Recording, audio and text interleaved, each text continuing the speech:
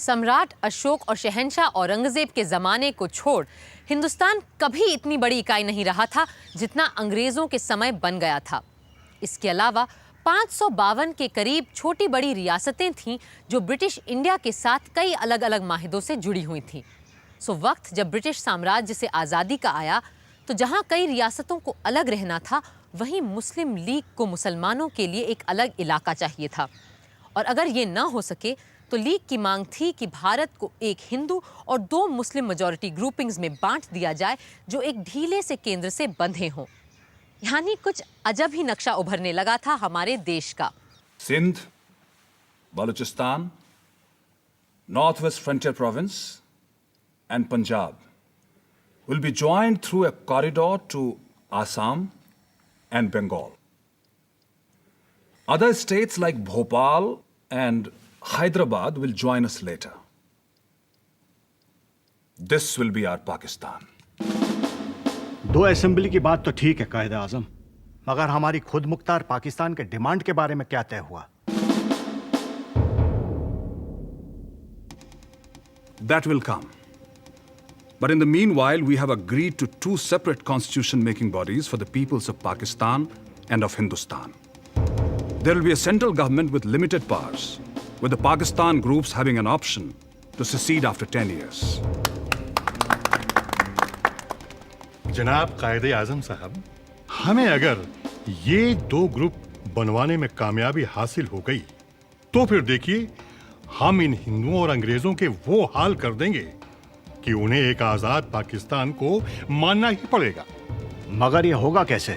आसान सी बात है। देखिए, एक बार जैसे ही हमने अपने ग्रुप्स के आइन बना लिए, फिर हम मरकज की यूनियन कॉन्स्टिट्यूएंट असेंबली में जाएंगे और हर बात पे इतने अड़ंगे लगाएंगे कि असेंबली का चलना ही दुश्वार कर देंगे। और अगर हिंदू अक्सरियत ने हमारी बात को सुनने से इनकार किया तो हम असेंबली से वॉकआउट कर जाएंगे और उसके फैसलों को मानने से ही इनकार कर देंगे। और क्योंकि हमारे पास अपनी ग्रुपिंग वाले सूबे होंगे, हम उनके किसी कानून को मानने के लिए मजबूर नहीं होंगे। Good thinking, Jamil.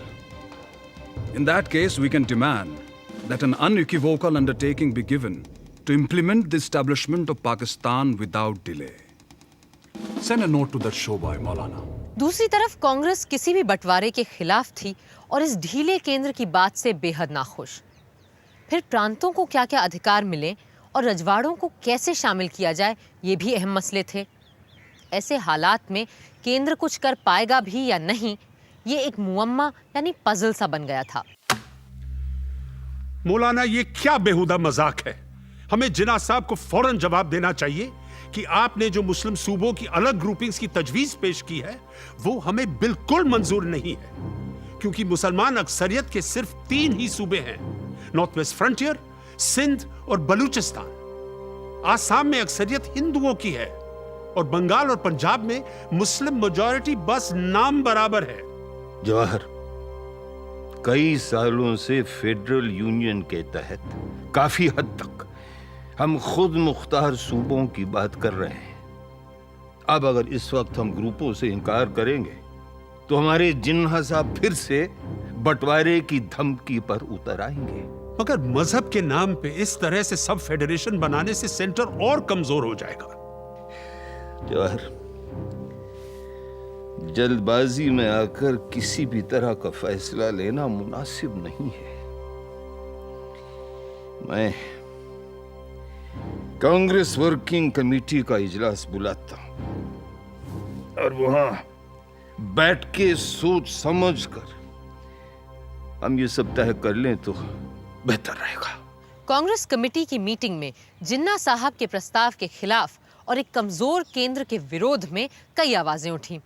D.R. Gadgil ने रेजोल्यूशन में लिखा है, कांग्रेस को ये तय करना ही होगा कि मुस्लिम लीग को मनाने के लिए वो कहाँ तक झुकती जाएगी और संघ के ढांचे के बारे में उसके क्या विचार है।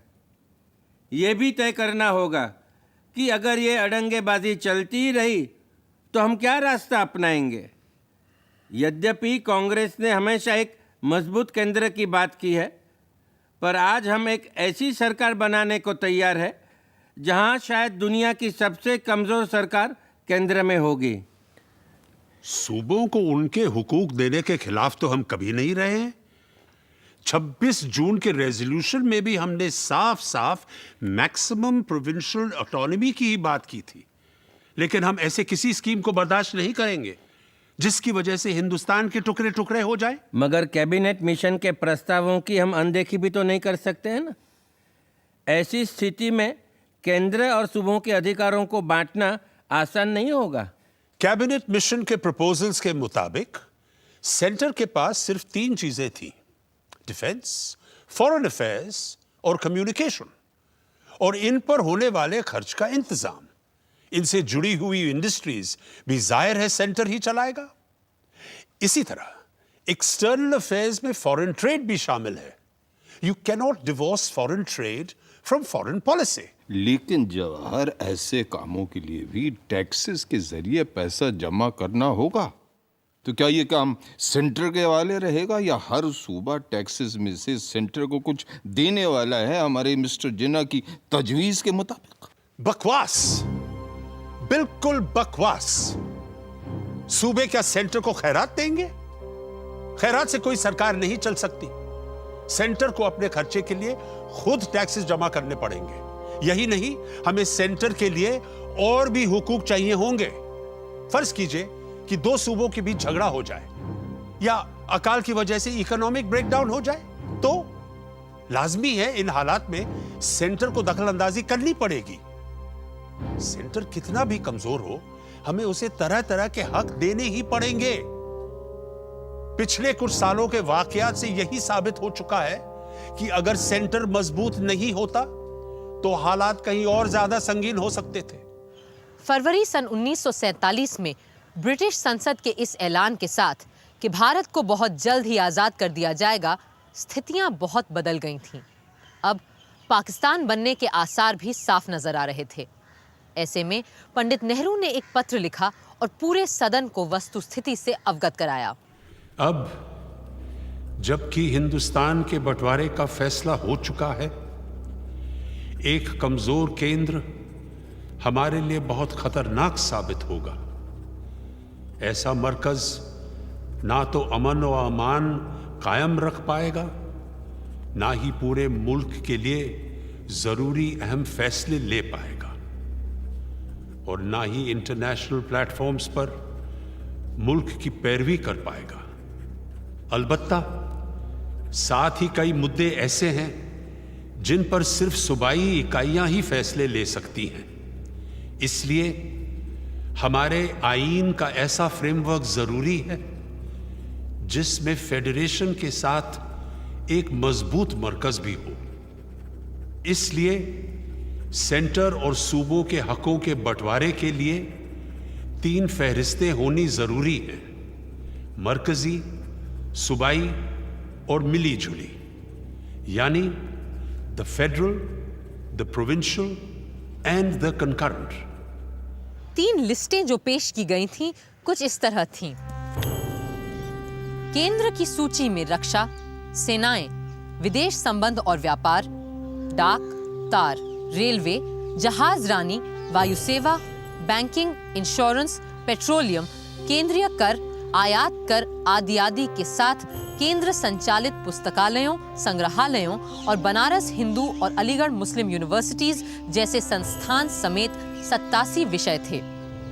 वहीं प्रदेश की लिस्ट में शांति व्यवस्था, पुलिस, जेल, स्वास्थ्य, कफन दफन, कृषि, जल संसाधन, मत्स्य पालन, भूमि, जंगल, खाद्य पदार्थ, इन सब पर लगने वाला कर, चुंगी और स्थानीय प्रशासन, शिक्षा आदि आदि जैसे 57 विषय रखे गए थे।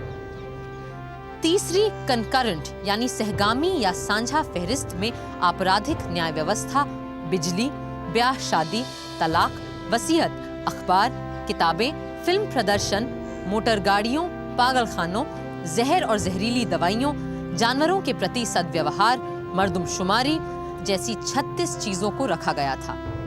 और हाँ, बॉयलर्स को भी। मंत्रिमंडल के सदस्य और प्रांतों के मंत्री दोनों ही इस फहरिस्त से संतुष्ट नहीं थे। मुझे पता चला है कि आप यूनियन, स्टेट और कंकरेंट लिस्ट से खुश नहीं हैं। मैं अपने पोर्टफोलियो के बारे में बात कर सकती हूँ। हेल्थ को अगर स्टेट सब्जेक्ट बना दिया जाता है तो हम कैसे हिंदुस्तान भर के डॉक्टरों और अस्पतालों का एक लेवल इंश्योर कर पाएंगे? अमृत कौर जी, हर सूबे की ज़रूरतें अलग अलग हैं। जैसे कि कई जगहों पर अस्पताल वगैरह पहले ही से ही है और कई जगह पे तो बिल्कुल नहीं है। इसीलिए स्वास्थ्य को राज्य की सूची में रखना ही सही समझा गया। मैं जानती हूँ हालात और ज़मीनी सच्चाई हर प्रांत और सूबे में अलग हैं, पर जहाँ तक स्वास्थ्य का मामला है, हम सब यही चाहते हैं कि सारे हिंदुस्तानियों को एक जैसी सेवाएं और सुविधाएं मिलें। तो मेरा ये कहना है कि हेल्थ जैसे सब्जेक्ट को अगर केंद्र की लिस्ट में नहीं तो कम से कम कॉन्करेंट लिस्ट में तो ज़रूर रखना चाहिए। फिर तो वो न यहाँ का रह जाएगा न वहाँ का। पंत साहब का बस चले तो कंकरेंट लिस्ट को अबॉलिश ही कर दें। तो ये बताइए, फिर हेल्थ को सेंटर की लिस्ट में क्यों ना लिया जाए? 87 चीजें तो रख ली हैं आपने केंद्र की सूची में, इसे भी ले लीजिए। जवाहरलाल जी, जब तक प्रांतों को आप कुछ जिम्मेदारी देंगे नहीं, सूबे जिम्मेदारी लेना सीखेंगे कैसे? कांग्रेस ने हमेशा विकेंद्रीकरण की बात की थी, पर अब जब अमल का समय आया है, हम झिझक क्यों रहे हैं? वैसे भी मेरा मानना है कि भारत जैसे विशाल देश को केवल दिल्ली से नहीं चलाया जा सकता है। आज़ादी के 6 दिन बाद 21 अगस्त 1947 को संविधान सभा ने केंद्र और प्रांतों के बीच अधिकारों के बंटवारे के लिए यही 3 सूचियां पारित की। कमोबेश आज तक केंद्र और राज्यों के बीच काम के बंटवारे का आधार यही 3 फहरिस्तें हैं। मगर केंद्र और सूबों के बीच का अंतर संबंध क्या होना चाहिए और केंद्र कितना शक्तिशाली होना चाहिए, इन प्रश्नों पर गहराई से सोच रहे थे doctor Ambedkar. However much you may deny powers to the center, it is difficult to prevent the center from becoming strong. Conditions in the modern world are such that centralization of powers is inevitable. On the other hand, we must resist the tendency to make it stronger. It cannot chew more than it can digest. Its strength must be commensurate with its weight. It would be a folly to make it so strong that it may fall by its own weight. We must realize that our people have yet to learn how to use it.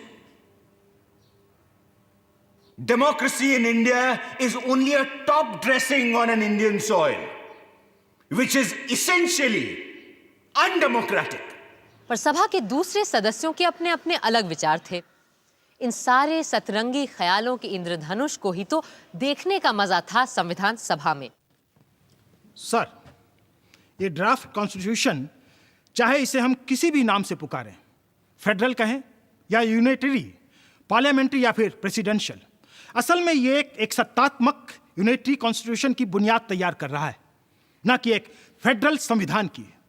Unitary से मेरा अर्थ है कि बहुत सारी सत्ता घुमा फिरा करके हमने सेंटर को दे दी है और सूबों को कुछ भी नहीं। सर, यह संविधान लोगों को कुछ भी अधिकार नहीं देता, ना परिवार को, ना गांव को, ना जिले को, ना सूबों को। डॉक्टर अंबेडकर ने सब कुछ केवल सेंटर के लिए रख लिया है।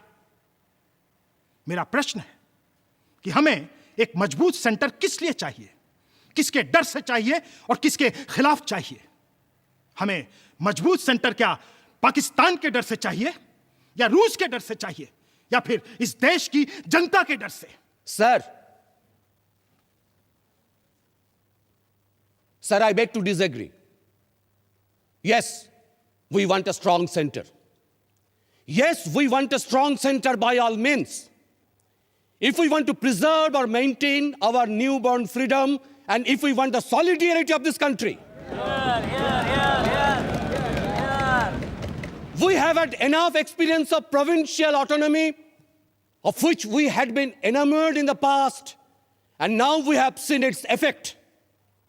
We have seen the centrifugal and vociferous tendencies that it has generated and which we have learned to our cost. ये मौजूदा संविधान ना तो एकक संबंधी है ना ही संघीय संबंधी, यानी ना तो पूरी तरह यूनिटरी है ना फेडरल, बल्कि दुनिया भर के संविधानों का एक अजीब प्रकार का घिचपिच मिश्रण है, जिसे तोड़ मरोड़ कर हमारे मित्र ने एक स्थिर संगत रूप देने की कोशिश की है। जो सूबे ये शिकायत कर रहे हैं कि केंद्र की सत्ता को हमने बहुत ज्यादा पावर दे दी है और उनसे बहुत से अधिकार छीन लिए गए हैं, वो प्रदेश तो खुद पावर के नशे में आकर शहरों और जिलों के निकायों को कोई अधिकार देने को तैयार नहीं है। और आज 50% से ज्यादा लोकल बॉडीज को मैल एडमिनिस्ट्रेशन के नाम पे भंग करके ये सूबे की सरकारें ही चला रही हैं। अगर हमने यहां संविधान में प्रदेश की सरकारों को साफ साफ ये नहीं बताया कि उन्हें इन लोकल बॉडीज को उपयोगी बनाना ही होगा, तो मैं आपको बता दूं कि इस दस्तावेज की कोई कीमत नहीं रह जाएगी जो हम डेमोक्रेसी के नाम पे यहां पेश कर रहे हैं। सर, एक नजर जरा ये लंबी यूनियन लिस्ट पर डालिए और अब एक नजर इस लंबी कॉन्करेंट लिस्ट पर। ये वो सारे हुकूक हैं जो मरकजी सरकार अपने हाथ में ही रखना चाहती है और इस तरह हमारे मुल्क के फेडरल सिस्टम को एक यूनिटरी सिस्टम में तब्दील कर देना चाहती है। इस तरह की मंशा से चलाई गई सरकार, मुझे डर है कि जल्दी ही एक डेमोक्रेटिक नहीं बल्कि तानाशाही सरकार बन जाएगी।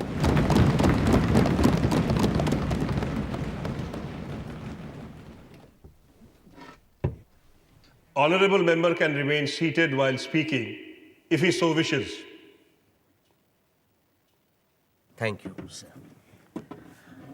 I should like to express my emphatic dissent from Dr. Ambedkar's observation that democracy in India is only a top dressing on Indian soil. 3 criticisms of the draft constitution range under the following heads.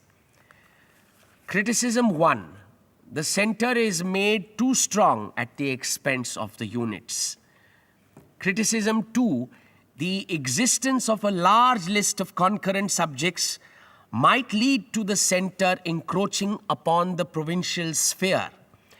And criticism 3, the constitution does not give sufficient importance to village communities. Sir, a brief survey of the draft constitution must convince the members that it is based upon sound principles of democratic government. It is well to remember that a constitution is, after all, what we make of it. किसान नेताओं और गांव जमीन से जुड़े लोगों के लिए किसी संवैधानिक भाषा से ज्यादा जरूरी सवाल थे खेतीबाड़ी, अनाज और भूख। सर, यदि आप भारत में सभी चीजों का, जिनमें कृषि की अर्थव्यवस्था भी शामिल है, प्लान्ड विकास चाहते हैं, तो यह आवश्यक है कि कृषि के विकास, विचार और कृषि की अर्थव्यवस्था को हम राज्यों नहीं बल्कि केंद्र की सूची में रखें। हमें यह याद रखना होगा कि भारत में खाद्य समस्या बहुत गंभीर है। जनाब वाइस प्रेसिडेंट साहब, मैं इस फेडरलिज्म के खिलाफ हूं। राज्यों को जब जब हमने अधिक अधिकार दिए, यह देश बंटवारे की कगार पर पहुंच गया। और आज अगर हम सूबों को ज्यादा पावर देकर फेडरलिज्म की बात करते हैं, तो ना जाने कितने पाकिस्तान इस उपमहाद्वीप में बस जाएंगे। अगर हमने फेडरलिज्म को अपनाया, तो हम वही कर बैठेंगे जो हमारे विदेशी देश चाहते हैं कि हम करें। एक कटा हुआ जर्मनी, एक बटा हुआ कोरिया, इन विदेशी ठगों की मनमुराद है अपने देश की ताकत को फेडरल, कॉन्करेंट और प्रोविंशियल के नाम पे बांटना एक आत्महत्या करने जैसा कदम है और यह हर हालत में हमारे देश को कमजोर करेगा। उस दिन डॉक्टर अंबेडकर बोले कि हमारा संविधान फेडरल भी है और यूनिटरी भी, शांति के वक्त फेडरल और युद्ध के वक्त यूनिटरी। पर मैं पूछता हूं कि यह युद्ध और शांति का बंटवारा केवल एक झूठी कल्पना भर है, क्योंकि हम किसी वॉर या पीस में नहीं बल्कि कोल्ड वॉर के जमाने में जी रहे हैं। और अगर हमें इन विदेशी ठगों से, इन विदेशी ताकतों से खुद को बचाना है, तो आज हम जिस तरह के लोकतंत्र के काम में लगे हैं, उस काम में इस तरह के कानून सिर्फ अड़ंगा ही डालेंगे। Sir, when Alexander attacked India, we understand that India was divided into 52 autonomous units, and we know what consequences it produced. So the possibilities of conflicts can be best lessened by the center being given power to intervene effectively whenever and wherever provincial jealousies may threaten the unity or impede the progress of the country as a whole. सन 48 के अंत में जब एक बार फिर मद्रास से आए Shri B poker साहब बहादुर ने केंद्र की सत्ता पर प्रश्न उठाया तो डॉक्टर अंबेडकर भड़क उठे और ऐसा लगने लगा कि केंद्र और प्रदेश का झगड़ा कहीं हिंदू मुसलमान का बवाल न बन जाए। We can now resume discussion on Article 60. Is Poker Sahib Bahadur in the house?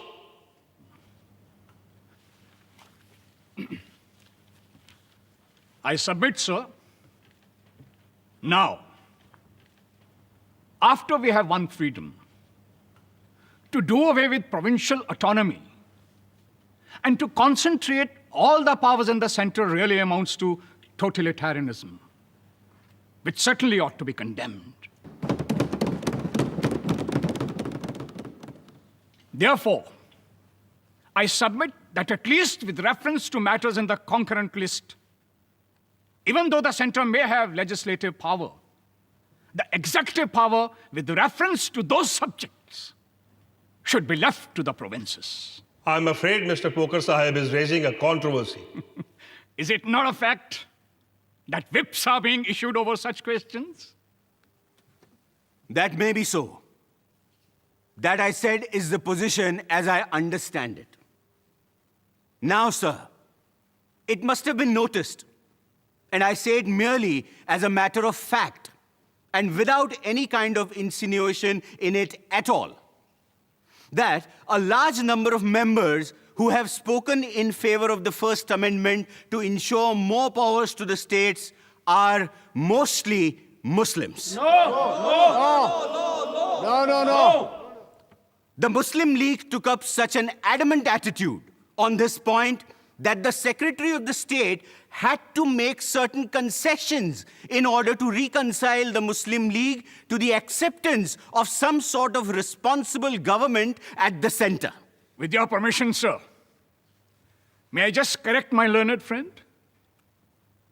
This constitution is being framed for the present Indian Union, in which there is not a single province in which the Muslims are in a majority.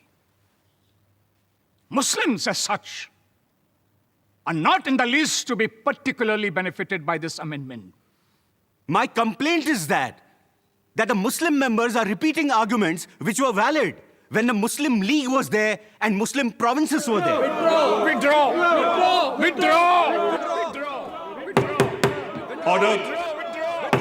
Order. There is ample justification for a proviso of this sort, which permits the center in any particular case to act unilaterally. Supposing the center makes a law prescribing a certain penalty, certain prosecution for the obstruction caused to the untouchables in the exercising of their civic rights. Supposing a law like that was made, and supposing that in a particular province, the sentiment in favor of the abolition of untouchability is not as genuine, as intense, nor is the government interested in seeing that the untouchables have all the civic rights which the Constitution guarantees. Is it logical?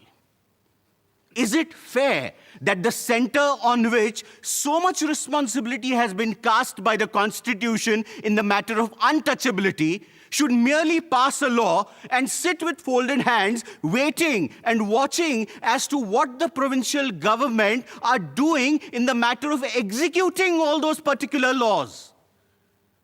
Should not the center which enacts a law of this character have the authority to execute it? I would like to know if there is anybody who can say that on a matter of such vital importance, the center should do nothing more than enact a law. इसके बाद सबसे जोरदार बहस इस बात पर हुई कि क्या केंद्र को ये हक बनता है कि वो जब चाहे प्रदेशों में चुनी गई सरकार को बर्खास्त करके वहां केंद्र का शासन लागू कर सके, और अगर ये जरूरी हुआ तो हमारे संविधान में किन सावधानियों का रखा जाना आवश्यक है। आज तक सेंटर स्टेट रिलेशनशिप में ये मुद्दा जब तब उठता ही रहता है। Sir, why should we presume that the states will assume such an anti-national attitude? Particularly the wording, in the national interests, Parliament should make laws, is something which implies that the center requires Parliament to legislate in such matters of national importance which the states are not prepared to pass. I do not think that the article is at all necessary. Sir, I should like to put a pointed question to Dr. Ambedkar. For instance, now there is a situation prevailing in the state of Hyderabad and in Madras Presidency. In some of the border areas of these two states, there is a disturbance of public peace. I would like to ask whether it will be proper under similar circumstances for the center to intervene and take over the entire portfolio of law and order from the two states concerned and step in. Sir, I'm sure that it will be a mockery of provincial autonomy if such a thing happens. The first change that is to be noted is that the president is to act on a report from the governor or otherwise. The original article merely provided that the president should act on the report made by the governor. I think as a necessary consequence to the introduction of this article, we must also give liberty to the president to act even when there is no report by the governor and when the president has got certain facts within his knowledge on which he thinks he ought to act in the fulfillment of his duties. Doctor Ambedkar ने बात बड़ी सफाई से रखी, मगर socialist नेता HV Kamat साहब कहां सुनने वाले थे। मुझे भविष्य साफ नजर आ रहा है कि आंतरिक कलह रोकने के नाम पे केंद्रीय सरकार सूबों की स्वतंत्रता को ध्वस्त करने जा रही है और प्रांतों की आजादी को खत्म करने की तैयारी कर रही है।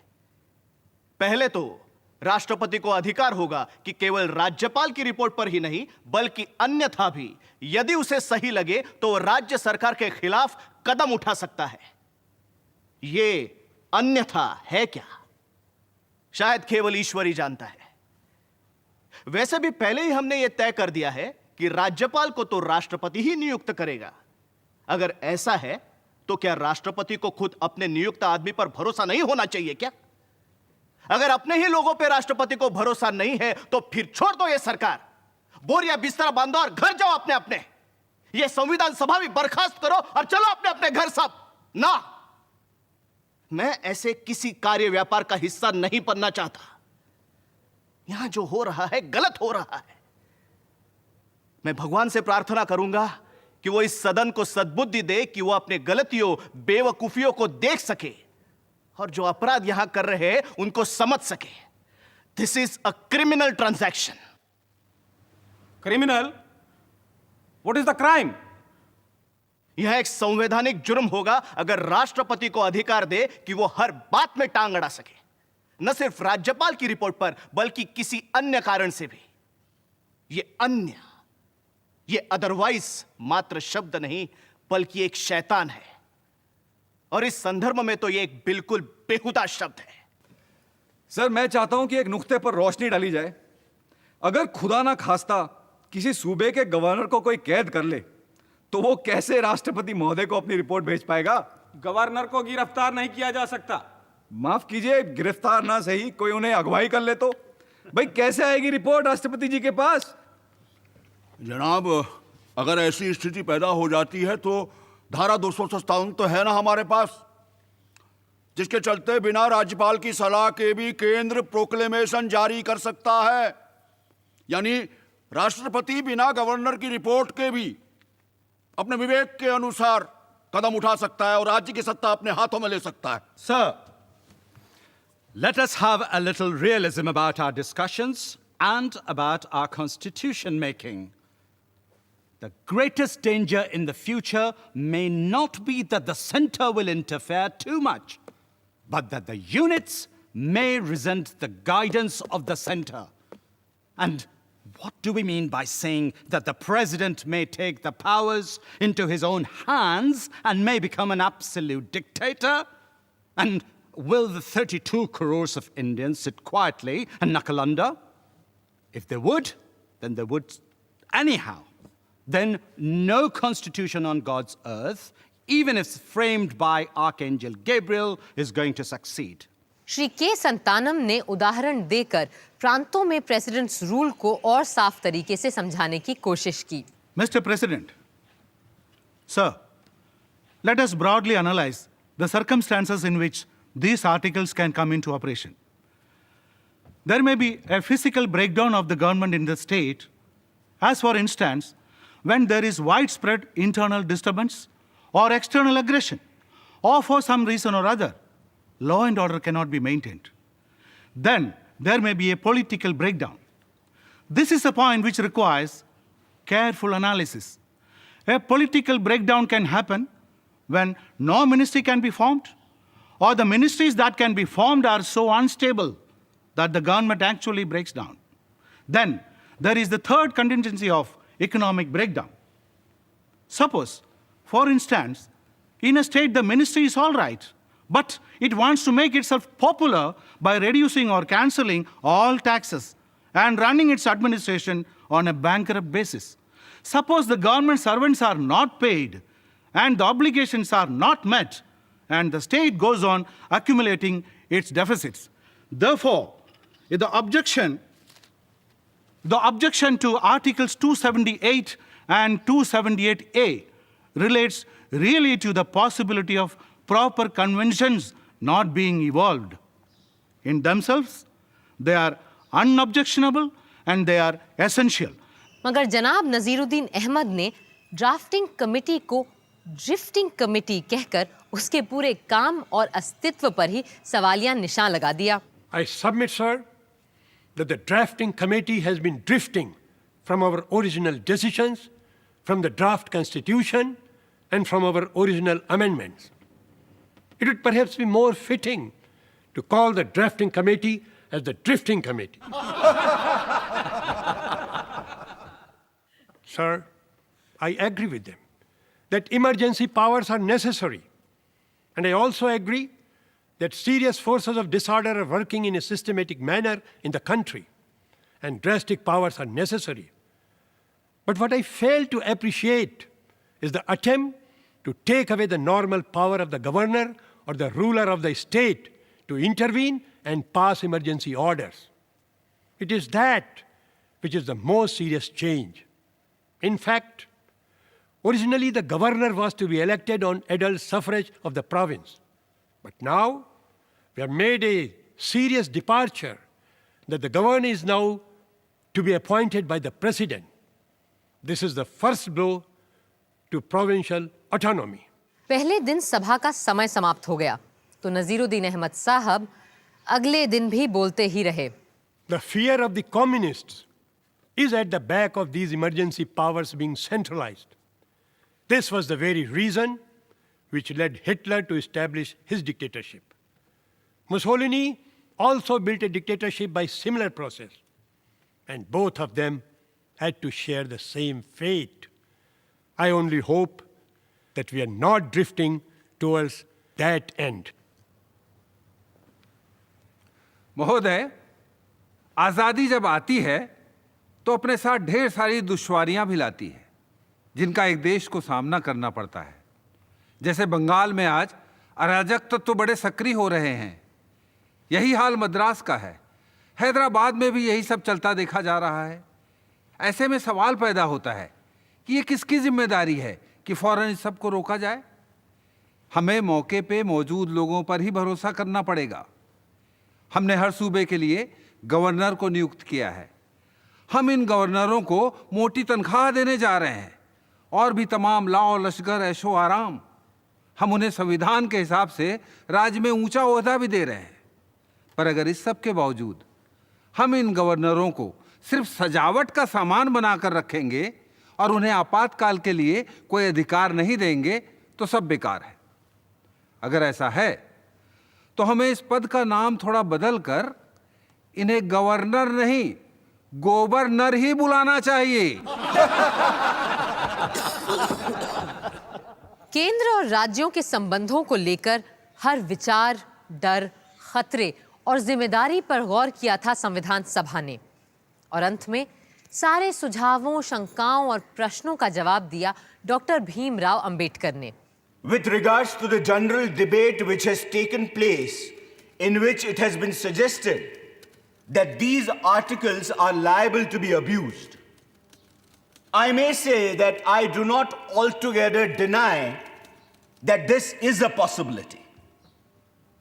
But that objection applies to every part of the Constitution which gives powers to the center to override the provinces. The proper thing we ought to expect is that such articles will never be called into operation and they would remain a dead letter.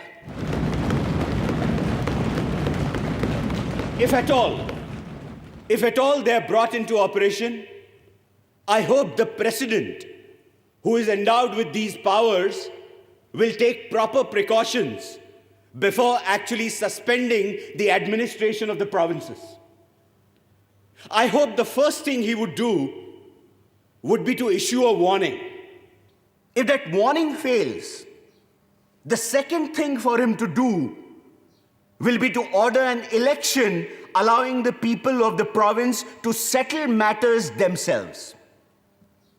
It is only when these two remedies fail that he would resort to this article. I do not think we could then say that these articles were introduced in vain or that the president had acted wantedly. उधर गांधीवादी लोग एक अलग ही तरह के भारत की कल्पना कर रहे थे और महात्मा गांधी के एक अनुयायी श्रीमान नारायण अग्रवाल साहब ने सन 1945 में ही बापू के विचारों को पढ़ के, समझ के और उनसे बात करके एक गांधीवादी संविधान का मसौदा तैयार कर दिया था। संविधान बनाते समय याद रखने की पहली चीज ये है कि जिस बात का संबंध सबसे हो उसे सब मिलकर ही तय करें। पर इस तरह लोकतंत्र किस दिशा में जाएगा बापू? उस दिशा में जहां अहिंसा हो और विकेंद्रीकरण हो। जनतंत्र की परिभाषा मेरी समझ में वो राज है जिसमें हर दीनहीन के पास वो अवसर हैं जो सबसे शक्तिशाली के पास भी हो, और हिंसा के बल पे ऐसा कभी नहीं हो सकता। और इसलिए आप मानते हैं कि भारत के भविष्य का संविधान सुगढ़ सुचालित ग्राम सभाओं पर आधारित हो, जो प्रजातंत्र को सीधे और अच्छे तरीके से चला सकें, जहां मनुष्य और पर्यावरण पर अहिंसा वाली ग्राम शिल्प की संस्कृति और अर्थव्यवस्था हो, और मनुष्य से सीधा संपर्क और संबंध हो। गांव के गणराज्य ही स्वराज की मूल इकाई होनी चाहिए,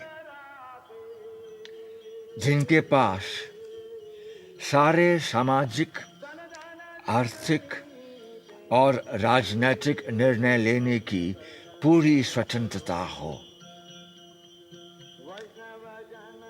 फिर गांवों को तालुका, जिला, सूबा और संघ की पंचायत, विधानसभा और सांसदों के जरिए अखिल भारतीय केंद्र की इकाइयों से जोड़ा जाए। सही समन्वय बनाना होगा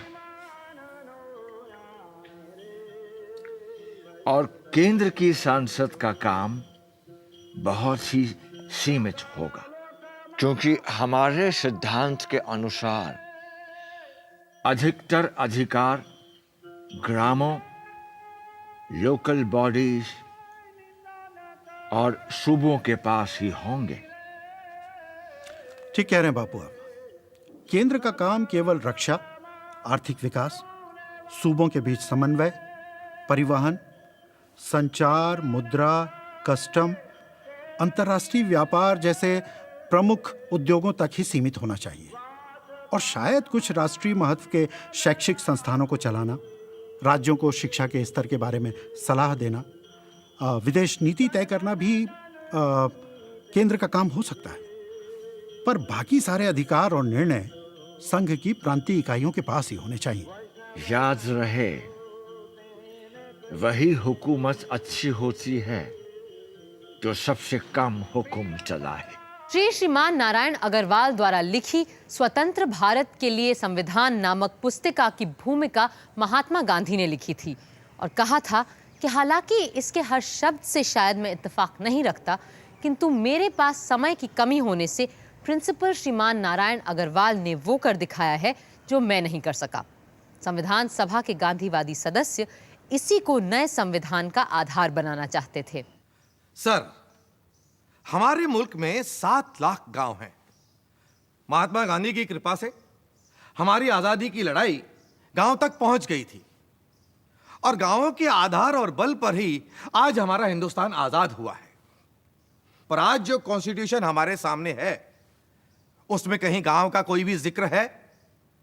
कहीं उसकी कोई तस्वीर है? नहीं, नहीं, नहीं और नहीं। यह सारा कॉन्स्टिट्यूशन बजाय अंदर और नीचे से खड़ा करने के ऊपर और बाहर से खड़ा किया जा रहा है। सदर साहब, होना यह चाहिए था कि हमारे हिंदुस्तान की रिपब्लिक एक यूनियन बनती, सारे छोटे छोटे ऑटोनॉमस रिपब्लिक आपस में मिलकर एक यूनियन की तरह हिंदुस्तान की एक बड़ी रिपब्लिक बनाते, और उससे न फिर लिंग्विस्टिक प्रोविंसेस का सवाल उठता, न कम्युनल मेजॉरिटी या माइनॉरिटी का सवाल उठता, और न बैकवर्ड क्लासेस का सवाल उठता। सेठ जी ने कहा है कि यह विधान ग्रामों को महत्व नहीं देता है। महात्मा गांधी जी का विधान ग्राम गणराज्य व ग्राम पंचायत पर आधारित था, जिसकी रूपरेखा प्रिंसिपल श्रीमान नारायण अग्रवाल ने दी थी। और मेरे विचार से विधान के उस अंग पर हमें सावधानी से सोचना होगा। उधर डॉक्टर अंबेडकर शायद अपने निजी जीवन के तल्ख तजुर्बों के कारण ग्रामीण जीवन और ग्राम पंचायतों के बारे में कोई खास अच्छी राय नहीं रखते थे। A criticism against the draft constitution is that the new constitution should have been drafted on the ancient Hindu model of a state, and that instead of incorporating Western theories, the new constitution should have been raised and built upon village panchayats and district panchayats. There are others who have taken a more extreme view. They do not want any central or provincial governments. They just want India to contain so many village governments. The love of the intellectual Indians for the village community is, of course, infinite, if not pathetic. I hold that these village republics have been the ruination of India. I am therefore surprised that those who condemn provincialism and communalism should come forward as champions of the village. What is the village but a sink of localism, a den of ignorance, narrow-mindedness, and communalism? I'm glad that the draft constitution has discarded the village and adopted the individual as its unit. Sir, according to Dr. Ambedkar, the villages have been the ruination of India. The villages have been the den of ignorance. If that is the case now, that is due to us, who have been living in the towns, who have been shining under the foreign bureaucracy and foreign rule. Our villages have been starved. Our villages have been strangled deliberately by the foreign government, and the townspeople have played a willing tool in this ignoble task. Resuscitating the villages, I think, should be the first task of future-free India. I have told you, sir, that we have been taught according to the Gandhian outlook and the Congress outlook, that the future constitution of India would be a pyramidal structure based on the village panchayats. If we can build the whole structure on the village panchayats, on the willing cooperation of the people, then I feel the center would automatically become strong.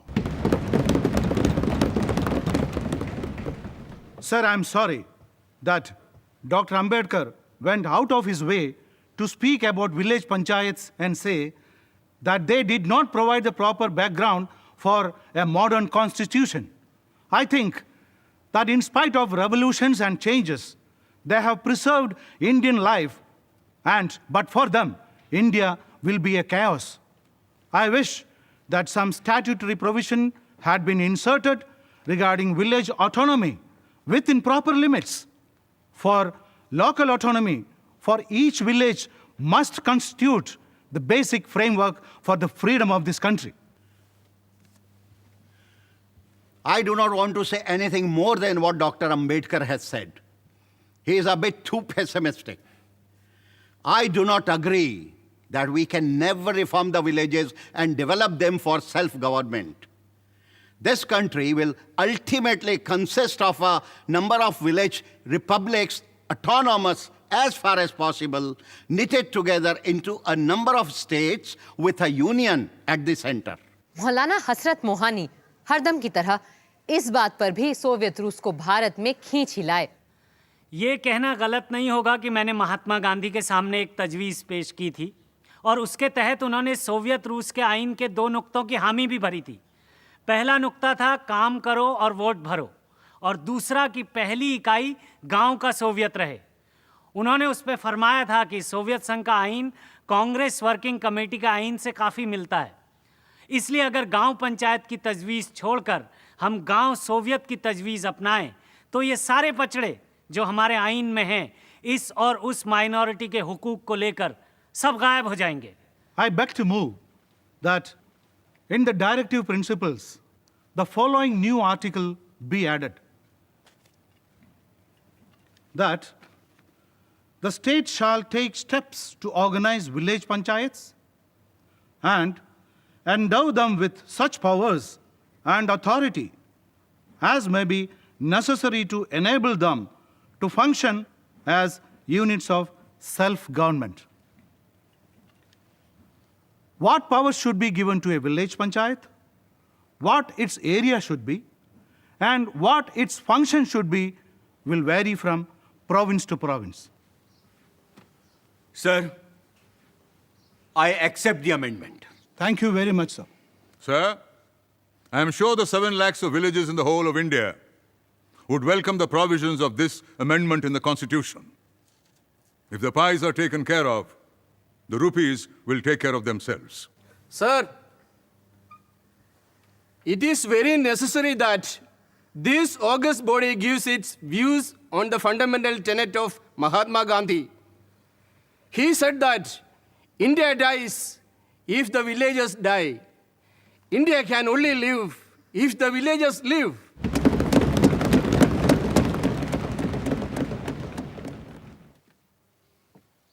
Sir, as I accept the amendment, I have nothing more to add.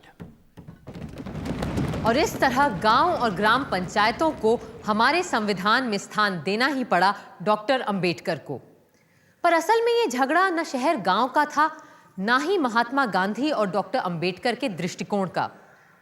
ये मतांतर बिल्कुल उसी तरह का था जैसा draft constitution के article 1 पे हुई बहस में देखने को मिला था, जहां कुछ लोग हिंदुस्तान का नाम भारत रखना चाहते थे और कुछ इंडिया। पर अंत में जीत समन्वय की हुई और हिंदुस्तान का नामकरण हुआ इंडिया दैट इज भारत।